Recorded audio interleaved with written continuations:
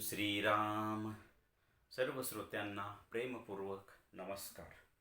श्रोते हो, आपण स्वामी विद्यानंद यांच्या भावार्थ रामायण संक्षिप्त या ग्रंथाच्या आधारे निर्माण झालेला मला भावलेले भावार्थ रामायण अर्थात आत्मपरायण हा ग्रंथ आपण पाहत आहोत. आज सुंदरकांडातील अध्याय 35वा, रावणाकडून विभीषणाचा अपमान. ओम श्रीराम. विभीषण हे सर्व रावणास सांगत असताना इंद्रजितही तिथे उपस्थित होतो. हे सर्व ऐकून इंद्रजित विभीषणास दोष देऊ लागला व रावणासह सगळेच त्याला दोष देऊ लागले, त्याचा अपमान करू लागले. मात्र विभीषणाने आपली शांती ढळू दिली नाही. तो त्यांना पुन्हा पुन्हा समजावू लागला. तेव्हा मग रावण क्रोधित होऊन उठला व विभीषणाला लाथ मारून लंकेतून निघून जाण्यास सांगितले. मग विभीषण मनोमन ठरवतो की आता श्रीरामाकडेच जावे. असा निर्णय करून तो आपल्या मातेकडे म्हणजे कैकसीकडे येतो व झालेला सर्व प्रकार सांगतो व मी आता आश्रयाकरिता व राक्षस जातीचा नाश रोखण्याकरिता श्रीरामाकडे जातो आहे. हे माते, मला आशीर्वाद दे. मग कैकसी त्याला निरोप देते. पुढे विभीषण श्रीरामाकडे जाण्यापूर्वी पुन्हा एकदा रावणाकडे जातो व त्याला समजावण्याचा प्रयत्न करतो व सांगतो की हे रावणा, तुला सद्बुद्धी मुळीच नाही. मला तुझे व संपूर्ण राक्षस कुळाचे मरण दिसत आहे. पुढील नरक यातना टाळाव्यात म्हणून सांगतो आहे की राम स्मरणे दुर्गती टळते आणि कसोडी परनारेते. असे बोलून विभीषण आपल्या प्रमुख 4 प्रधानांसह श्रीरामाकडे येतो. हे 5 जण आकाशमार्गाने वानर सेनेजवळ येतात. त्यानंतर विभीषण सुग्रीवाला सर्व निवेदन करतो. हे ऐकून मग श्रीरामासहित सर्वांनाच खूप आनंद होतो. आता आपण साधकाच्या दृष्टीने पाहू. साधकाचा अध्यात्म जीवनाचा प्रवास हा मोठा विलक्षण आहे. पाहना, ही सर्व शुद्ध व अशुद्ध मंडळी साधकाच्या अंतरंग विश्वामध्येच आहेत. या सर्वांना त्या आत्मचैतन्याचेच अधिष्ठान आहे. परंतु तरीही ते एकमेकांचे किती विरोधक आहेत. परंतु तरीही साधकाचे मन आणि प्राण या विवेकासारख्या सत्शील घटकांची मदत घेऊन या सर्व शुद्ध मंडळींचे शुद्धीकरण करून या सर्वांनाच आत्ममय करण्याचा प्रयत्न करत आहेत. यालाच तर अध्यात्म प्रवास म्हणतात. आता इथे या विवेकाचा म्हणजेच विभीषणाचा बोध ऐकून अशुद्ध अहंकारासह म्हणजे रावणासह गर्विष्ठ मन म्हणजे इंद्रजित व त्यांचे राज्यघटक म्हणजे प्रधान मंडळी हे सर्वच त्या विवेकालाच दोष देत आहेत. त्यालाच या हिरण्यगर्भ नगरीतून म्हणजे लंकेतून निघून जाण्यास सांगत आहे. मोठी गंमत आहे पहा. आपणही अध्यात्म जीवन जगत असतो. कधी कधी अध्यात्मविरोधी घटना आपल्या जीवनात घडत असतात. तेव्हा गुरुकृपेने आपल्या आतील आत्मविवेक जागृत होतो व अध्यात्माला धरून काही विवेक सांगून बोध करत असतो. परंतु आपण या अशाच अशुद्ध मंडळींच्या आहारी जाऊन तो बोध तर ऐकतच नाही, उलट त्या विवेकालाच हद्दपार करून टाकतो व आपल्या अध्यात्म जीवनात गोंधळ निर्माण करतो. मग तो विवेक ममतेकडे म्हणजे कैकसीकडे येतो व तिला सर्व निवेदन करून म्हणतो की मी आता हे स्थान सोडून आत्मस्वरूप सद्गुरूंकडे म्हणजेच श्रीरामाकडे जात आहे. मग ती ममता ही विवेकाला निरोप देते, कारण तिला माहिती आहे की माझ्यामध्ये म्हणजे ममतेमध्ये अडकून विवेकाचे व सर्वच हिरण्यगर्भ नगरीचे कल्याण होणार नाही, तर ते कल्याण आत्मस्वरूप सद्गुरूंकडे गेल्यानेच होणार आहे. म्हणून ती त्यास निरोप देते. त्यानंतर तो विवेक आकाशमार्गे म्हणजे ऊर्ध्व अशा भ्रूमध्यस्थित आज्ञाचक्रावरील आत्मस्वरूप सद्गुरूंकडे येतो. विवेकाचे या विशुद्ध स्थानावर येण्यामुळे आत्मस्वरूप सद्गुरूंसह सर्वांनाच आनंद होतो. आता आपण या अध्यायाचे सार थोडक्यात पाहण्याचा आपण प्रयत्न करूया. इथे विभीषण हे सगळं रावणाला सांगत आहे की हनुमंत आले, त्यांनी लंका दहन केलं वगैरे वगैरे. तो एकटा येऊन ते एवढं करून गेला, तर राम लक्ष्मण वानरसेनेसह आल्यावर काय होईल हे सगळं समजावून सांगत आहे. तेव्हा तिथे इंद्रजित उपस्थित होतो. त्याची प्रधान मंडळी सोबत असतात. तो इंद्रजित हा विवेक हा बोध न ऐकता विभीषणालाच दोष द्यायला लागतात. रावणासह सगळे प्रधान मंडळी पण विवेकालाच त्या विभीषणालाच दोष देतात. मग पण एवढं सगळं होत असतानाही विभीषण संयमाने त्यांना पुन्हा पुन्हा समजावून सांगतो आणि सांगतो की बाबा की तुम्ही या ज्या गोष्टी करता आहात ह्या गोष्टी चुकीच्या आहे. हे जर तुम्हाला तुमचा राक्षस जातीचा विनाश टाळायचा असेल, रावणाला समजावून सांगतो, तुझ्या कुळासहित नाश होईल. हे जर टाळायचं असेल तर सीतामातांना सोडून दे आणि श्रीरामाला शरण जा. आणि त्यानंतर रावण क्रोधित होऊन विभीषणाला लाथ मारतो आणि लंकेतनं बाहेर काढून देतो. आणि मग विभीषण त्या मातेकडे जातो, तिला हे सगळं सांगतो आणि तिला सांगतो की मी आता श्रीरामांकडे जातोय, कारण राक्षस जातीचा जर काही नाश टाळायचा असेल तर मला श्रीरामांकडे जावे लागेल. आणि तो मग आकाशमार्गे श्रीरामांकडे येतो. आता हीच साधकाच्या दृष्टीने कसं, तर साधकाच्या अध्यात्म जीवनात हा मोठा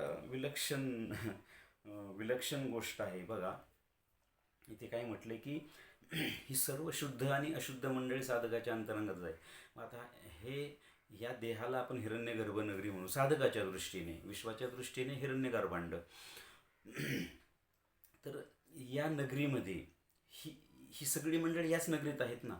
म्हणजे पहा, मन, प्राण, अशुद्ध अहंकार, गर्विष्ठ मन, साधं मन, दिव्य मन, आत्मस्वरूप सद्गुरू, सात्विक बुद्धी, जीव, मृत्यू, प्राण, हे सगळे घटक माझ्या अंतरंगामध्ये आहेत. यातले काही घटक शुद्ध आहेत. आता मन, इथे कथेनुसार मन आणि दिव्य मन आत्मस्वरूप सद्गुरूंसोबत आहे. प्राण शुद्ध झालेला आहे, जीवाला या सगळ्यांना घेऊन चाललेलं आहे. सात्विक बुद्धी अशुद्ध अहंकाराजवळ आहे. सात्विक बुद्धी आपण मंदोदरीला म्हटले अशुद्ध अहंकाराजवळ आहे, पण ती सात्विक आहे. विवेक, आत्मविवेक, विभीषण म्हणजेच माझ्या अंतरंगामध्ये काही शुद्ध मंडळी आहेत, काही अशुद्ध मंडळी आहे. या शुद्ध मंडळीतली मन प्राणासारखी ही मंडळी ह्या सगळ्यांचं शुद्धीकरण करण्यासाठी झटतात. साधना कोण करतं, भक्ती कोण करतं, मन आणि प्राणच ना. इथे प्राणानेच तर सोहम साधना करून दिव्य अशी ऊर्ध्व झेप घेऊन सगळ्यांचं शुद्धीकरण करतोय. मन त्याच्यासोबत आहे. ते दोघं एकत्र येऊन आणि मग त्यांना विवेकासारखे घटक मिळतात, त्यांना आणखी गती येते आणि ते सगळ्यांना आत्ममय करण्याचा प्रयत्न करतात. यात त्यांचं काही चुकतं का? अजिबात नाही. कारण एकूण संपूर्ण जीवाला तो आत्मसाक्षात्कार करून द्यायचा आहे. पण त्यासाठी ही सगळी मंडळी शुद्ध झाली पाहिजेत ना. आणि म्हणून मन प्राण या शुद्धीकरण प्रक्रिया करण्याचा प्रयत्न करतात. ते दोघं तिघं किंवा सात्विक बुद्धीसहित ही मंडळी प्रयत्न करतायत. पण ह्यांनाच आतमध्येच हा विरोध कोणाकडून, अशुद्ध अहंकार, हे गर्विष्ठ मन, हव्यास, हे जे वामशक्ती, हे षडरिपू, हे आपल्या आतमध्येच आहे ना सगळं. हे ह्या गोष्टींना विरोध करतात आणि त्यामुळे हा प्रवास जलद गतीने होत नाही.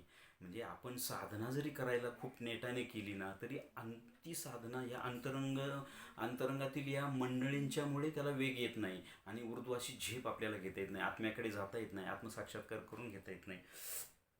मग तो हा जो विवेक आहे, तो या अशुद्ध अहंकाराला, या गर्विष्ठ मनाला किती बोध करण्याचा प्रयत्न करतोय, की बाबा हे तुम्ही असं करू नका. शिवाय तुम्ही नीट अनुभव घ्या, नीट पहा. तो एकटा प्राण तुमच्या या हिरण्यगर्भ नगरीचं शुद्धीकरण करतोय. मग त्याच्या मदतीला जर ते दिव्य मन आणि तो आत्मस्वरूप सद्गुरू आले, तर तुमचं अस्तित्व तरी राहील का? आणि शेवटी नाहीच राहत. जेव्हा आत्मसाक्षात्काराच्या जवळ तो जीव जातो ना, तेव्हा अहंकार सुद्धा तिथे राहिलेला नसतो. तो अहंकार शुद्ध होतो आणि मी देह आहे हा अशुद्ध अहंकार, मीच आत्मा आहे, मीच ईश्वर आहे, अशा अहंकारात परिवर्तित होतो, म्हणजे तो शुद्ध होतो. तर हा विवेक इथे खूप बोध करतोय. आणि इथे एक छोटीशी गोष्ट पण सांगितली, की मोठी गंमत आहे पहा, की आपण अध्यात्म जीवन जगत असतो आणि आपल्या अध्यात्म जीवन जगताना हे जीवन जगताना आपल्या अध्यात्माला विरोधी अशा खूप घटना आपल्या जीवनात घडतात. नीट पहा. आता समजा कसं, की माझ्या जवळच कुठेतरी सत्संग चाललेला आहे, भजन पूजन काहीतरी प्रवचनं चाललेली आहेत. माझा विवेक सूचना करतो माझ्या अंतरंगातील अहंकाराला, की अरे बघ तिथं चाललंय, किंवा सद्गुरूंकडे जाऊ नये आज. समजा का तुला काही काम नाही तर तिकडे जावं, असा एक विचारांची झलक येऊन जाते. ती झलक एक तर सात्विक बुद्धीने किंवा विवेकाने दिलेली असते. पण मी काय करतो, नाही मग मला ते असं काम आहे, मला ते केलं पाहिजे, मी तिकडं गेलो तर माझं इथं माझं असं असं नुकसान होईल वगैरे वगैरे. हा विरोध, हे बघा छोटीशी गोष्टी इथे आहेत, छोट्या छोट्या गोष्टी असतात. आपण फक्त त्याचा शोध घेत नाही, त्याकडे गांभीर्याने पाहत नाही फक्त. आपण मग काय करतो, त्याचं व्यवहारामध्ये आणतो त्याला, की नाही मी जर आज तिकडे गेलो, समजा आश्रमावर गेलो स्वामींकडे माझ्या, तर मग माझं इथं असं असं नुकसान होईल, असं असं माझं काम अडून राहील. मग ते काम पण एखाद्या वेळेस पूर्ण होत नाही, मी दुसऱ्याच गोष्टीत अडकतो. कोणाचे तरी काहीतरी व्याप, भांडणं, तंटणं, हे म्हणजे या गोष्टींमध्ये आपण अडकतो. हे कोण करतं? माझा विवेक, माझी सात्विक बुद्धी, माझा शुद्ध मन, माझं शुद्ध प्राण सांगतं की तिकडे जा, आध्यात्मिक गोष्टी कर. परंतु माझा अशुद्ध अहंकार, माझं गर्विष्ठ मन, नाही नाही मला, मी जर नाही तिथे गेलो तर ते काम कसं होईल, हे गर्विष्ठ मन, हे गर्विष्ठ मनाचं लक्षण आहे. माझ्याशिवाय ते काम होणार नाही, मी तिथं गेलंच पाहिजे. म्हणजे माझ्याच अंतरंगामध्ये हा असंतुलितपणा, अनबॅलन्स आहे. मी तिकडे ओढणारी माझी काही मंडळी आहेत, परंतु त्याला विरोध करणारी सुद्धा मंडळी माझ्याच अंतरंगात आहे. कारण मी समजा हे सगळं सोडून गेलो तर काय होईल, काहीच नाही होणार. परंतु माझ्याच अंतरंगातून विरोध होतो. बाह्य विरोध हा तसं पाहिलं तर कमी असतो, खरा विरोध हा माझ्या अंतरंगातून असतो. आणि त्यामुळं आपल्या आध्यात्मिक जीवनामध्ये हा असा गोंधळ नेहमी होत राहतो. म्हणून हा जो बोध केलेला असतो, ती जी सूचना केलेली असते ना माझ्या विवेकाने, की हां जा आश्रमावर जा, किंवा सत्संगाला जा, किंवा प्रवचनाला जा, भजनाला जा, पूजनाला जा, आध्यात्मिक गोष्टी करायला जा, तिथे माझ्या या मंडळींनी विरोध केल्यामुळे होतं असं, की तो जो विचार येऊन गेलेला आहे ना माझा, की काही आध्यात्मिक गोष्टी कर, तो विचारच आपण हद्दपार फेकून देतो आपण. पहा, हा अनुभव घ्या, ज्याने त्यानं घ्यावा हा अनुभव. मी सांगतोय म्हणून नव्हे, तर प्रत्येकाने हा अनुभव घ्यावा. जेव्हा तुम्ही तुमच्या इकडच्या कामामध्ये अडकता, म्हणजे जे तुम्हाला काम करायचे आर्थिक वगैरे वगैरे, तेव्हा तुम्हाला याची आठवणसुद्धा होत नाही, की अरे असा असा विचार माझ्या मनात येऊन गेला होता. तो विचारच आपण हद्दपार फेकून देतो. इथे जसं विवेकाला हद्दपार केलंय, कथेमध्ये विभीषणाला रावणाने लाथ मारून लंकेतनं बाहेर जायला सांगितले, तसं आपणही आपल्या अध्यात्मात अशा शुद्ध विचारांना हद्दपार करतो आणि त्याची आपल्याला आठवणसुद्धा राहत नाही. आणि मग तो जो विवेक आहे किंवा बिभीषण कैकशीकडे जातो, विवेक ममतेकडे जातो. ममताला खरं तर या सगळ्यांचा चिकटावा असतो, परंतु ममतेला ही भीती असते, याच्यात जर संपूर्ण विनाश झाला तर माझं अस्तित्वच राहणार नाही. त्यामुळे तिला तेही पाहिजे असतं. ही नावच तिचं ममता आहे ना, तिला याची पण ममता असते, परंतु ती ही विसरते की अशुद्ध गोष्टींच्या ममतेने विनाशच होणार. मात्र मग ती विवेकाला निरोप देते की निदान तू तरी तिकडे जा, त्या पक्षात जा, श्रीरामांकडे जा, सद्गुरूंकडे जा, आश्रमावर जा, स्वामींकडे जा, भजन कर, पूजन कर, सत्संग कर. ती त्याला तरी परवानगी देते. त्यामुळे तिला वाटतं की बॅलन्स राहील, पण असं नाही होत.